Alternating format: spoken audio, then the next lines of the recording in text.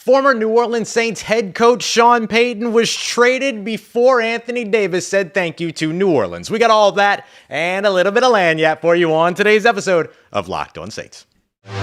You are Locked On Saints, your daily New Orleans Saints podcast.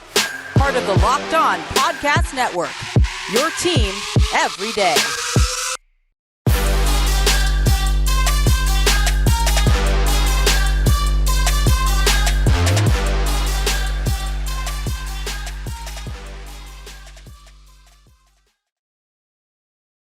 What is good, Who Dat Nation and Who Dat family? Welcome into another episode of Locked On Saints, your daily podcast covering your favorite team, the New Orleans Saints. Part of Locked On Podcast Network, your team every day. Thanks so much as always. We got Locked On Saints, your first listen of the day every day.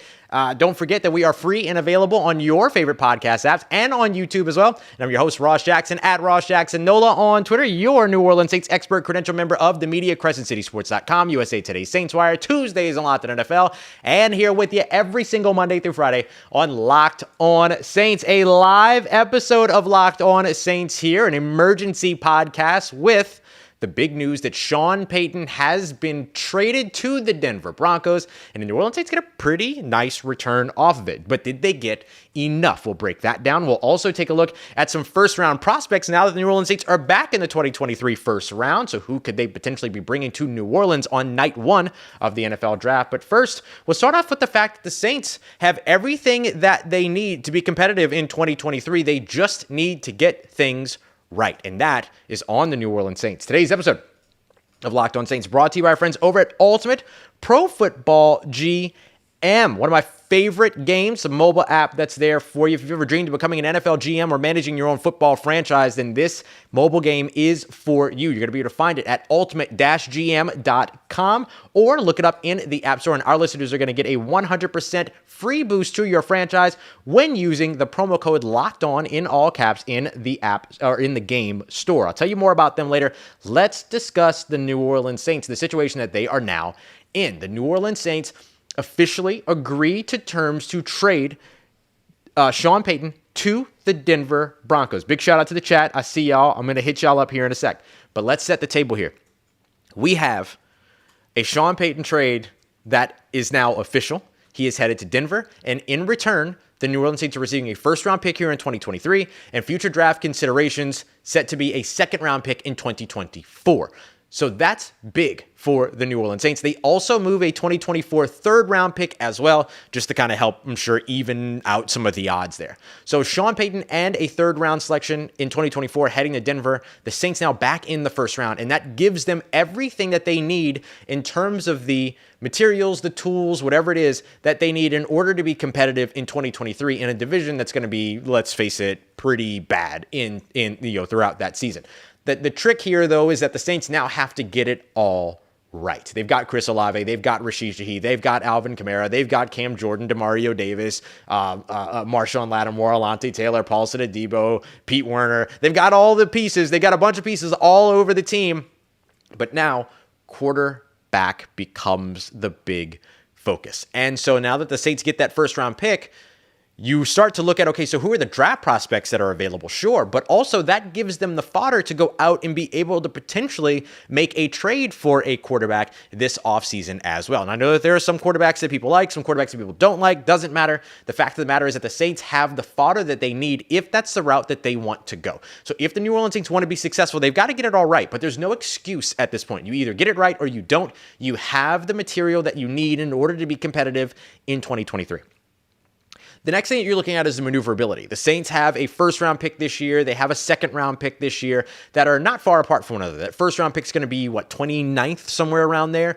And that second-round pick that they have sits right around 40 or so, right? So the Saints are just a few picks away from picking, one after the other. And that's good news for them because they could package that first-round pick and that second-round pick if they have it on day one of the draft and then move up to the midpoint of the draft and be able to make selections there. We know that the New Orleans Saints love their maneuverability. They love to be aggressive in the NFL draft. Now they have the fodder to be able to do it. They did not have that going into this situation. They've also got 2 second-round picks in 2024, so don't be surprised if one of those future picks ends up being on the move on draft night. For all we know, the New Orleans Saints could walk out of 2023's NFL draft with a mid-first round selection that they've invested in a player that they really like. The other thing to keep in mind here is that the Saints traded a 2023 first-round pick as well as a 2024 second-round pick in order to move up with the Philadelphia Eagles and advance their first-round pick from 2023 to 2022. They got both of those selections done. Those turned into Chris Olave after another move with the Washington Commanders, as well as Trevor Penning. Now they recoup that 2023 first-round pick and that 2024 second-round pick by just giving up a 2024 third-round selection. So the Saints have now kind of struck even by moving an asset that had already left their team in the first place in Sean Payton. So the Saints have what they need. Now they just have to get things right. I'm here at the Senior Bowl this week, along with many other folks here from the Locked On family, and we're watching the New Orleans Saints scouting staff paying attention and observing everything going on here at the first day of practices in Mobile that I left so that I can come and do the show with all of you. And I was super happy to be able to do that because now the exhausting saga, what I described the other day, is both the best and worst roller coaster you could ever imagine because it's fun to kind of have all the ups and downs and twists and turns, but there was no end in sight. And the only thing that's really, really fun about a roller coaster is being able to get off and talk about how fun it was. A roller coaster that never ends is an entirely more terrifying experience. And so now that is done. The roller coaster is finished. We can all look back and rejoice and say, wasn't that a good time? And then start to move forward to what it is that the New Orleans Saints will do next. So a big part of what they can do next is based upon what will be available to them in the NFL draft. So first round prospects are going to be a big focus. We're going to break down some first round prospects here in a little bit. I got a list of 6 for you that will discuss the highs, the lows, the pluses, the minuses of these 6 guys and why they're, available at the bottom of the second round, but we shouldn't limit the Saints to the bottom of the first round, We shouldn't limit them to the bottom of the first round because of that mobility, that maneuverability that they have to get to the mid first round. And also the fact that they could just trade the first round, not just trade, it's a bigger lift than that, but move that first round pick in return for a quarterback in the trade market before the draft even rolls around as well. So lots of different ways that the New Orleans Saints can now use this draft capital. Now, for New Orleans, the next step for them is just to figure out quarterback, right? So that's where we'll start our list when it comes to the first round prospects that you should make sure that you know. We're talking bottom of the first round here, though, like 29th overall selection. So sometimes in that case, you're taking a second round graded player because it's the bottom of the first round. There's 31 selections that are made in the first round this year, but there will only be about 15 players that actually have a first round grade. So we'll try to find the diamonds in the rough that could potentially fall to the bottom of the first round that the New Orleans Saints could take advantage of. So we'll get to that here in just a moment as we continue on with today's episode of Locked On Saints. I'm going to be giving y'all your shout outs here in the chat here in just a second. Don't go away. Today's episode of Locked On Saints brought to you by our friends over at Ultimate Pro Football GM. If you've ever dreamed of being an NFL GM, managing a football franchise, Ultimate Pro Football GM is for you. It's a mobile app that I love. I'm absolutely addicted to it. I absolutely love it. You can learn more at ultimate-gm.com or by searching in your phone's app store today. This app allows you to be able to take over a franchise, manage the salary cap, trade for players, draft players, renegotiate contracts. You can even backload contracts, front load contracts, do all of your best Kai Harley impressions. You create your own franchise, your own GM, and you go through and you manage all of it in your quest to win several Super Bowls. I got 1 Super Bowl. I got 1 Offensive Rookie of the Year, looking to do more. Let me know what your successes are here in the app as well. So go and check them out again. ultimate-gm.com. And don't forget that new users are going to be able to get a 100% free boost by using the promo code LOCKEDON in all caps in the game shop. Once again, that's ultimate-gm.com or by searching Ultimate Pro Football GM in your app store today. That promo code LOCKEDON for that 100% free boost to your franchise. Start your dynasty today with Ultimate Pro Football GM. All right, family, continuing on with today's episode of Locked On Saints. We got a live episode here. Oh, we got a lively chat. 3:38 up in the building. I appreciate y'all very much for being here, whether you're watching live, watching later, or listening later. This has been a big day for the New Orleans Saints. They now get back into the first round. Yes, it's the bottom of the first round, but they get back into the first round, which allows them to be able to potentially move. I'm seeing some people talk about Justin Fields making a trade there, seeing some folks talk about what's going on, Mr. Fire. We see some people talking about Derek Carr, all that, but you can also look at the Saints just potentially holding on to this first round pick, waltzing happily into the NFL draft, and making a selection, standing pat exactly where they are at pick 29. Keep in mind, when the New Orleans Saints traded the first round pick in 2023, their expectation was that it would be a late first round pick. So it ended up conveying to being a top 10 or just outside the top 10 overall selection for a team that's about to go to the Super Bowl in the Philadelphia Eagles. But this is where the New Orleans Saints were prepared to come into 2023's offseason ready to select in the first place. So any of that early front work that they might have done, which would be from top to bottom of the first round in terms of prospects and things like that, there's probably a more heavily weighted reality in terms of the Saints focusing on getting back to the bottom of the first round, which could have been something that they could look to do by trading up, by moving Sean Payton, whatever. Sean Payton was the one that got them there. So who are some of the prospects that will be there? Let's take a look. Appreciate you as always. Make it Locked On Saints your first listen of the day today, of course. Don't forget, we're going to be over at Locked On NFL Draft later. If you want to know what's going on here at the Senior Bowl, Locked On NFL Draft, 8 p.m. Central Time, 9 p.m. Eastern Time. We'll have you covered with a live show over there, giving you everything. All right. So let's start off with the quarterback here. I'll start with Hendon Hooker, right? And I know I talk about Hendon Hooker all the time, so please forgive me. But let me explain why I'm mentioning Hendon Hooker here. Hendon Hooker, very likely a second round selection, a top 100 guy, let's say a top 50 guy, right? Especially if his report and his interview with the NFL Network is accurate in terms of his discussion about being ready for training camp or expecting to be ready for training camp. That's a huge move in the right direction. That moves the needle when it comes for a guy like Hendon Hooker. So if he is actually going to be ready for training camp, we'll see what the medicals look like at the combine. That might be provide a little bit more information in context to all of it. But if the Saints were to invest in him at the bottom of the first round, the reason that you do that is because you want the fifth-year option on the quarterback, right? Gives you an opportunity to extend that commitment from a player that you hope to be your long-term quarterback, if they believe in him like that, for an additional year without having to worry about, 4 years in, him potentially going off and pushing his way out of the facility and signing somewhere else, which thankfully the New Orleans Saints are a good organization. Those types of things don't often happen. But spot thrower, one of the best pre-snap quarterbacks in the draft, excellent arm, can make throws at all three levels of the field, develops really good chemistry with quarterbacks, which came from that Josh Heupel system where he had to run sort of that wide receiver option. He had to be seeing the same things that the wide receivers were seeing on the field and translating that properly in terms of delivery, all these other pieces. And of course, has mobility as well. That's going to be massively impacted by that knee injury that he suffered late too. So I do want to mention Hendon Hooker, Tennessee quarterback, that he is somebody to watch in this year's draft. We'll see what the medicals continue to say. They could also end up moving up to the top, half of or midway through the first round and going for a guy like Anthony Richardson, going for a guy like Will Levis, depending upon how far he falls. He might get drafted way too highly, though, for the Saints.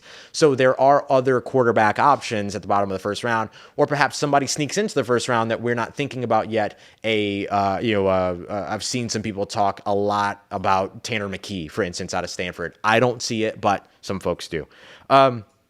We know the New Orleans Saints love to invest first-round picks in the trenches. Ryan Ramczyk, Eric McCoy wasn't a first-round pick, but he was the first selection in that draft in the second round, going to the trenches there. Marcus Davenport, Peyton Turner, Andrus Peat. This is something the New Orleans Saints have done time and time again. Cesar Ruiz, Trevor Penning, they love the trenches in the first round, so they could potentially look to do that again. One of the guys they're getting a very close look at here in 2023 Senior Bowl is O'Cyrus Torrence, the offensive lineman from the University of Georgia. Ugh, man, I'm glad Brandon Olsen isn't actually in this room right now. He would throw something at me, he'd slap me terribly. Florida Gators, my apologies.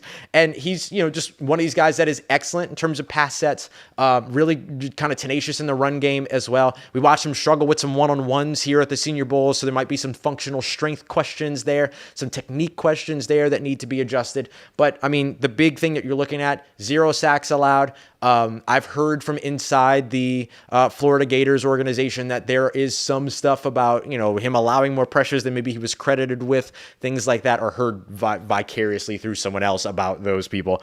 And so that's probably something that you're looking at in terms of numbers that maybe is a little askew, but there's a lot of confidence in terms of who Osiris Torrence can be. Andre Carter, not somebody I'm super excited about. The edge rusher, just a little bit too raw, a little bit too much of a project to go to in the first round, but he's here. He's getting opportunities along with Keon White to be able to, get some reps in and show what he can do in terms of polish and all that. So if he can show a little bit more of that polish and not be the same thing that Marcus Davenport was, we have questions about who Peyton Turner is because of the injuries and things like that. But these kind of project big defensive linemen, those are ones that maybe the Saints could potentially look to stay away from after their track record there here recently. But Andre Carter fits their bill in terms of build, all of those other things. Baylor defensive tackle Siaki Ika, he's a big boy and a really, really good player. Somebody that's got a lot more polish, a little bit more stout in the defensive interior. Defensive interior is going to be a big thing. You saw Cam Jordan immediately go to Twitter today after Sean Payton was traded and say, "Oh, we're back in the first round, DT, DT, DT, DT." Now, he did quote tweet that and say, realistically, quarterback, and then DT, DT, DT. But he wants some more of those big guys on the defensive line, particularly in the middle. Siaki Ika absolutely gives you that. Here's another guy, and Mike Triplett would love that I'm talking about him. Lucas Van Ness out of Iowa, one of the Hawkeyes, 6'5", 275 or so pounds, took major steps forward in terms of his run defense and his pass rush. That's reflected in his grades as well that you can see from various metrics. Trevor Sikkema mocked him at the end of the first round. He's a guy that has been creeping more and more into the first round. Trevor Sikkema, PFF, by the way, good friend of the show. And he's one of those guys that does the speed to power conversion. He's got the build in terms of what the New Orleans Saints like. They like those big guys. Lucas Van Ness absolutely checks that box. Now, if y'all don't mind, I see Nashville in the chat. I see Ransom, Solo, King. I see you, Nashville. I see all y'all. If y'all would be willing, Elite Goods, if y'all would be willing to entertain me for a moment, I'm going to just be greedy for a second, okay? So if I'm the New Orleans Saints and I'm thinking, all right, I'm going to try to build something here so that, and this is kind of the approach, by the way, that the Giants took recently. It's the approach that the Philadelphia Eagles took that took them to the Super Bowl. It's the approach that Mike McDaniel has taken over in Memphis. Build the car around the driver so that no matter who the driver is, the car can take care of itself. One of the ways that you do that is by going out and loading up on the weapons. We saw that in Philly with the A.J. Brown trade. We saw that in Miami with the Tyreek Hill trade. We've seen that in New York where they went out and got Kyle Rudolph. They got Kenny Galladay. They kept Darius Slayton. They had drafted at the time Kadarius Toney, all of that. New York didn't work out great, but they still made the playoffs, right? Which some of the Saints didn't do. Jackson Smith-Njigba. That's all I'm going to say. Wide receiver out of Ohio State, 6'1", contested catch guy, one of the best in college football when it comes to contested catches, has chemistry with the wide receiver he would be lining up opposite from when it comes to Chris Olave. You got to figure out the quarterback thing somewhere, right? You got to get that done in free agency in order for this to be a legitimate option. But if you go out and you decide, all right, game manager, go out and get a Jimmy Garoppolo, go out and get one of those guys that can run the system. You've got to improve the system, right? You got to change the system. It's got to be better than it was in 2022 on the offensive side. But you give me JSN and have him line up opposite Chris Olave, which Rashid Shaheed running around doing what he does, and get some of these other guys around, and maybe you can go for another contested catch guy later on in the draft, and Isaiah McKinney. I can't remember the guy with the super dope last name, but there's other places you can do that. You bring back Juwan Johnson. I'm going to have a lot of fun watching that football team, writing about that football team, talking about that football team every week. I'm not mad at that. So just entertain me so that I can be a little bit more kind of greedy just for a second. So that's all. So as we look through all of that, those are just 6 quick first-round options. If you've got other first-round options that you're watching, there is action going on in this chat. Oh my goodness.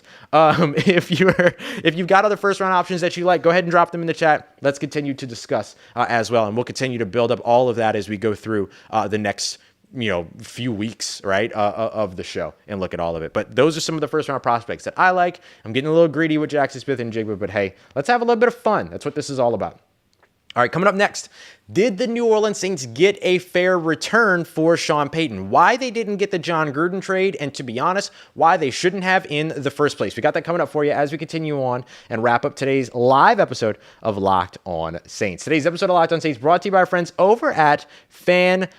The Super Bowl is right around the corner, and we are so excited about our new partnership with FanDuel as they are the #1 sportsbook in America, and now they are the exclusive sportsbook here on the Locked On Podcast Network. They've got so many great features that make betting on sports super fun and super easy, and if you're new to FanBook, even better, because if you download FanDuel, so if you download FanDuel now, you're going to be able to dive in on their Super Bowl 57 no sweat first bet, where you'll get up to $3,000 back in bonus bets if your first bet doesn't win. So that means there is no losing for you. FanDuel lets you bet on everything from the money line to point spreads to game props, single game props, who's going to score a touchdown, how long the anthem's going to be, all that good stuff. What color will the Gatorade be? It is betting season, betting Christmas with the Super Bowl on the way. And FanDuel Sportsbook is the place to be. Their app is safe, secure, and easy to use. Best of all, you get paid out on your winnings instantly. So join FanDuel today at FanDuel.com/lockedon. Claim your no sweat first bet on Super Bowl 57. That's FanDuel.com/lockedon. Make every moment more with FanDuel, the official sportsbook partner of the NFL. Today's episode also brought to you by our friends over at Built Bar, the best tasting protein bar on the market. You look at the candy bars that you're having, 230 calories for a candy bar, 280 calories for a candy bar, all that. You could be having the protein bars instead. Yeah, you could double up on the protein bars because you got 130 calories, 4 grams of sugar, but 17 grams of protein. These are absolutely what you need. So you can check them out over at Built.com, but you can also now find them at your local Walmart and Sam's Club as well. That's right. Head over to Walmart today where you can go to the pharmacy section and grab yourself a box of Built Bars, like a 4-pack of cookies and cream, double chocolate, or coconut puffs, or you can go over to Sam's Club, grab a 13-bar box of their hit flavors like brownie batter as well as churro. You can thank me later. Once again, that is over at Sam's Club and Walmart for the best tasting protein bar on the market. Or of course, you can always head over to Built.com to try your Built Bar today. All right, so did the New Orleans... You know what? I'm going to do this for you because it's tradition, and today's the day that we should do it. Let's get it, Who Dat Nation. Wrapping up today's episode of Locked On Saints. Did the New Orleans Saints get a fair return for Sean Payton? They get a first-round pick here in 2023. They get a second-round pick in 2024. They also give up a third-round pick in 2024. So they basically swapped 2024 second and third-round picks. So did they get enough? Did they get as much as they should have? And I think a lot of people are going to use the barometer here, or not the barometer, but the comparison of the John Gruden trade. John Gruden's trade yielded a first-round pick in the year he was traded, a second-round pick in the year he was traded, as well as a first-round pick the next year and a second-round pick the next year as well. So why didn't the New Orleans Saints get that? Let's be real. The New Orleans Saints were never going to get 2 first-round picks and 2 second-round picks. And there's one easy reason to understand why. It has nothing to do with how good John Gruden was, how good Sean Payton was, is any of that. It has nothing to do with that. It is the sheer, it's specifically the circumstances under which the coach was acquired.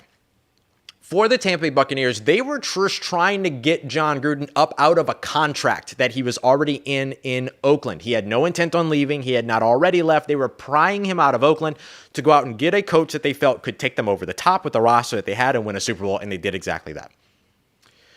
Sean Payton quit. Sean Payton left the New Orleans Saints already this offseason. I'm not saying that in a mean way or because you should be mad about it, anything like that. Sean Payton was technically under contract with the New Orleans Saints as the means of a formality, sure, but he was not with the team. They had a new head coach. Dennis Allen was already there. Somebody was already occupying that job. Somebody had already done that job for an entire year. Sean Payton was, by all intents and purposes, on the open market, but under contract with the Saints, and therefore the Denver Broncos had to send something to New Orleans to get it done. So New Orleans getting half of what the Oakland Raiders got for John Gruden 20 years ago when draft capital was way more undervalued than it is now. I would argue that draft capital is overvalued in today's NFL, all of that. that ends up having a big impact on what the return was for Sean Payton. So you get a first round pick, which, listen, a lot of people would tell you that they didn't deserve a first round pick. I don't agree with that. But there will be a lot of people who would tell you, well, they could have just given up 2/3. You look at the Bruce Arians trade, the Andy Reid trade. Kansas City got what, a 4th round pick? Wait, David Harrison's here. 4th round pick, 5th round pick for Andy Reid. 4th round pick. Got a 4th round pick for him when he had already retired, was already away from the game of football, and then was coming back, which is effectively, minus the retirement, what Sean Payton was doing. So the fact that the Saints got a 1st round pick and a 2nd round pick in consecutive years and gave up a 3rd round pick in order to help to facilitate and make sure that that happened in a year later, that is huge for New Orleans, and much better than it could have been. Them superseding what Herman Edwards got in his trade, them superseding what Bruce Arians, I think I said Andy Reid earlier, but Bruce Arians got in his trade. That's huge for New Orleans. So did they get a fair return? Yes. Did they get what people might have expected them to get? No. But did they get what was probably the best offer on the table? Yes, because if you consider this, who was the other option? The Arizona Cardinals. They had a 1st round pick, which was the number 3 overall, which was never going to be on the move in the first place, and a 2nd round pick, early 2nd round pick. So for the Saints to have the option to get either a 1st round pick this year or a 2nd round pick next year, or get a late or early 2nd round pick this year and a 1st round pick next year from Arizona, they wanted that 1st round pick now. And I don't blame them, because now they have a 1st round pick now, but then in 2024, they have a 1st round pick and they get their 2nd round pick back as well. So I think that the Saints got a fair return in terms of what was available to them, right? They got a fair return in terms of what was available to them. And I think a lot of teams, I mean, we saw how long Sean Payton was out on the market, right? A lot of teams didn't want to give up anything for Sean Payton. I think that's pretty clearly evident, right? You had, D'Amico Ryans land with the Houston Texans today. You had the Frank Reich hire in Carolina. Arizona, did a couple of different interviews and did a lot of interviews post Sean Payton. Denver was moving on and bouncing around and talking to Jim Harbaugh and D'Amico Ryans and all this other stuff. There was a lot of movement for teams who wanted to not give up draft assets and draft capital in order to bring Sean Payton in the building. So the fact that the Saints are getting something for Sean Payton as opposed to Sean Payton going back to Fox and then diminishing his value in terms of his return in 2024 is good for the New Orleans Saints. It's a good thing. Is it the best package we all imagined? No. Was it the best that they probably could have gotten? Yeah, very likely. If having a 1st round pick in 2023 was more important to them than having an extra 1st round pick in 2024, which I think is logical. I think that makes sense. So I contend that the New Orleans Saints got fair value back for Sean Payton, who was not a part of their team any longer, who had walked away, and who was no longer somebody that the team was having pulled from them by another organization. In recent history, when we've seen that, the return is trivial. And so for the Saints to get back into the 1st round here, that's massive. And to do the thing that I mentioned all the way back at the beginning of the show, which is put themselves in position to have everything that they need to be successful in 2023 and compete in a division that is expected to be bad again in 2023, just as it was in 2024, is a good thing for New Orleans. Now, the big piece is, can they now take these draft assets? Can they now take this kind of new life and momentum that they have and make good on it? That's going to be the key. They still have to get a lot right. And it starts next with the rest of the coaching staff, right? Is Chris Richard going to get poached?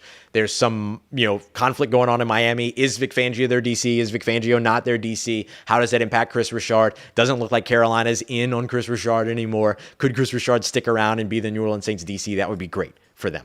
They've got to get the offense fixed, but now they're going to be able to go out and they have access to the talent that will help them get that offensive system fixed and in a better place. So, coming up on, this is going to be our Wednesday episode. So coming up on Thursday, but very likely Wednesday night, we're going to take a look at more first round prospects to keep in mind, what it would actually take for the Saints to trade up to the mid round if they wanted to try to get a hold of somebody in terms of that upper, a higher tier than what they're going to get at the end of the trade or at the end of the first round. And of course, we'll get to some of the Senior Bowl prospects as well. But if you want more on the Senior Bowl prospects, 8 p.m. Central Time tonight, head over to Locked On NFL Drafts YouTube page. We'll be live breaking them all down. Appreciate you so much, everybody. 805 people here in the chat coming through. I cannot tell you how much y'all have changed my life from the moment that I started doing the show. And it's stuff like this. It's stuff like this to where I can see it. So thank you so much for being here today. Do not forget, I'm here with you every single Monday through Friday and then some here on Locked On Saints. We got a lot coming up for you as we continue on, as new life has been breathed into the New Orleans Saints offseason, and we're going to be able to break it all down here on the show. Thank you so much, everybody, for coming through, for making me a part of your day, and for making us your first listen today. Make sure you go and check out Locked On NFL, Locked On NFL Draft as well. Appreciate you, as always, for making me part of your day, part of your routine, for saying yes to me and the show. If you see me, please say hi. And, of course, if you need anything else around your New Orleans Saints in between these episodes, make sure you follow me on Twitter at Ross Jackson, NOLA. Hit me up. Let me know how the family's doing. Let me know how you're living. Let me know how your mom and them. And trust Who Dat Nation. I'll holla at you.